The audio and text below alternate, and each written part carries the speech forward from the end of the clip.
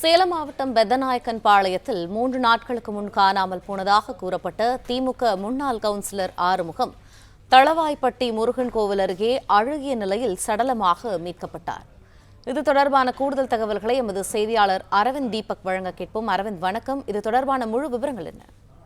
வணக்கம். சேலம் மாவட்டம் ஆத்தூர் அருகே பெத்தநாயக்கன் பாளையம் சின்னம்மா சமுத்திரம் 2வது வார்டு பகுதியை சேர்ந்தவர் ராமசாமி மகன் வெட்டி என்கிற ஆறுமுகம். இவர் திமுக முன்னாள் வார்டு உறுப்பினராக இருந்துள்ளார். இந்நிலையில் கடந்த 12ஆம் தேதி காலை காணாமல் போனதாக அவர் குடும்பத்தினர் ஏத்தாப்பூர் காவல் நிலையத்தில் புகார் அளித்தனர். இந்நிலையில் ஒட்டப்பட்டி ஊராட்சிக்குட்பட்ட தளவாய்ப்பட்டி முருகன் கோயில் அருகே அழுகிய நிலையில் ஆண் சடலம் ஒன்று இருப்பதாக ஏத்தாப்பூர் போலீசார் தகவல் கிடைத்தது. அதன் அடிப்படையில் சம்பவ இடத்தில் சென்று விசாரணை நடத்தியதில் கடந்த 12ஆம் தேதி காணாமல் போன திமுக வார்டு உறுப்பினர் உடல் என்று தெரிய வந்தது. மேலும் உடலில் தீக்காயங்கள் மற்றும் வெட்டுக்காயங்கள் இருப்பதாகவும் கூறப்படுகிறது.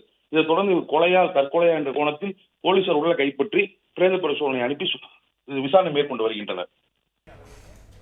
நன்றி அரவிந்த், விரிவான தகவல்களுக்கு. பிளே ஸ்டோர் மற்றும் ஆப் ஸ்டோரில் இருந்து பாலிமர் செயலியை QR கோடு மூலம் பதிவிறக்கம் செய்யுங்கள். செய்திகளை உடனுக்குடன் பெறுங்கள்.